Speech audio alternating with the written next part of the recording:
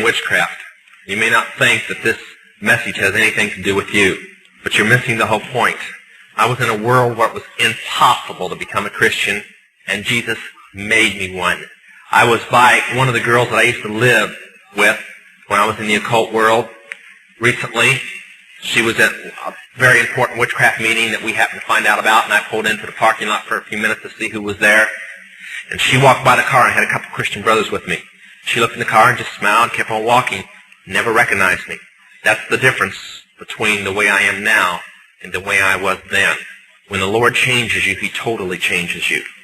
Now, we give our testimony for several reasons, to show that no matter what, whether you were raised a Christian and you know all your life, or you were raised in a worse frame of life, it's still the same miracle.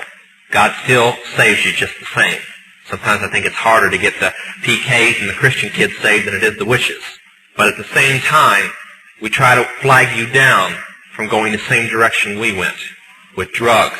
You'll never know the feeling to lose so many friends that should be with you today and so many loved ones because of drugs that we kept convincing ourselves was all right. This isn't some preacher getting up here and telling you that's never been in it. I wished I had a half hour to talk about the worst thing that the occult world ever planned out and carried out. That's called rock music. But I'm going to say two quick things.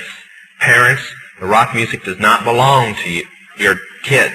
If your kids are in your home, it belongs to you and you're answerable for it. And if you want to believe they're garbage, that it's all right, and you want to forget things like Kiss saying that their real name is Kings in Satanic Service, and that rock music is actually satanic spells being cast and being planned by the Satanist church, and that's a direct quote, then you go right on ahead. Right now, one of the Manson family girls is in trial, and she said the number one thing that the occult world used to brainwash them was Beatle music and rock music. If you want to leave it in your home, I won't go into details why you can't, but if you want to leave it in your home and all the demons that it attracts, fine. If you want your kids to buffalo you, that it's all right. But I recommend you go home today, get a cardboard box, and break the records, and burn those covers, and get it out of your home. And you'd be surprised at how fast your kids come around after they finish throwing their 2-year-old tantrum. But I wish that I had the time more on rock music, but believe me, it is the work carefully planned out in the occult world. We spent $8 million to produce Jesus rock music and paid the man who started it, named Chuck Smith, just because Christians were destroying rock music and we were afraid that it would be banned from the Christian church. So we carefully put it in the form of Christian rock music. So if they would spend $8 million to keep rock music in your hands, then the hardcore rock must be even worse. And it is. I'm going to... Okay, Pastor. I don't mind. I drove all day so I could say these things. I was the manager of Zodiac Productions, which Zodiac Productions' name's been changed since then. I'm not even sure what they call it now, but it's the largest music conglomerate in the world. It owns RCA Records, Columbia Records, Motown Records, owns almost all the concert booking agencies in the United States.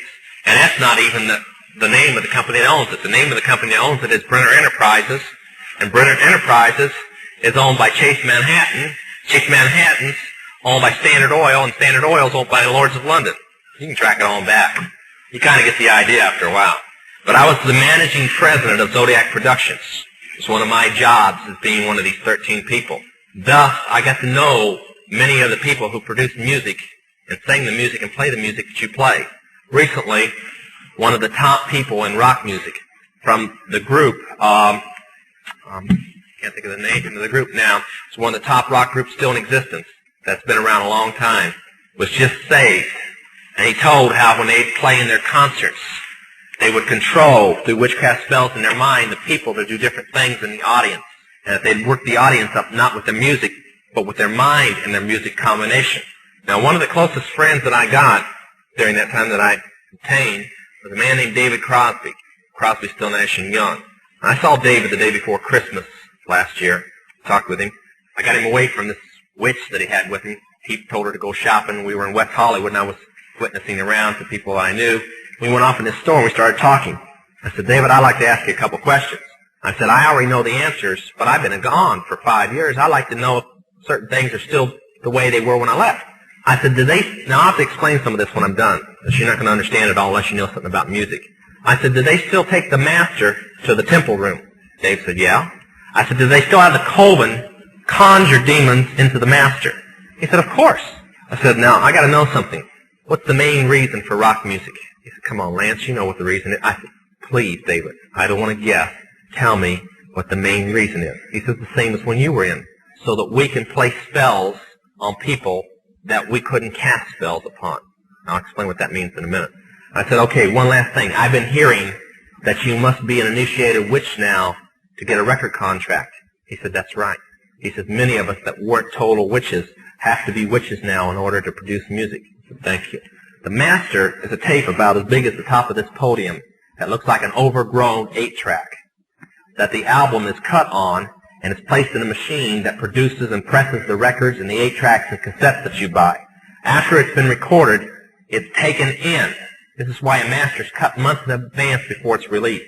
On the full moon, it's taken in to a temple room about the size of this auditorium that is in every one of the major music companies, behind locked doors up in the executive offices. And it's placed on an altar sitting in the north of the room and a pentagram engraved in the floor.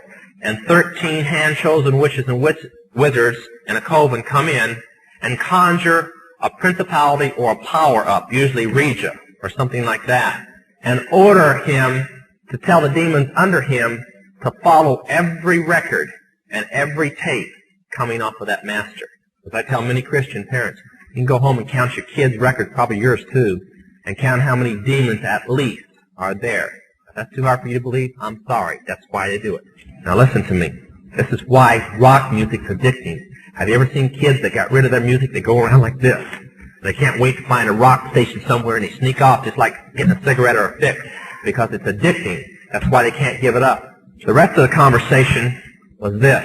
You can't cast a spell on a Christian, but you can get a Christian to cast a spell on themselves. If you give the permission for the spell to work, being a Christian won't block it. And rock music is not just a song. It is supernatural music that which is carefully designed by their spirit guides or familiar spirits in the form of spells. Now, although the devil's music's power is the music and God's music is the words, much of the songs are written in what we call witch language. To give you kind of an idea, many of you talk on a CB, unless you know what a smoky is, and a 10-4, and a front door and back door and rocking chair and these type of things, you don't know what you're talking about. Same with witches.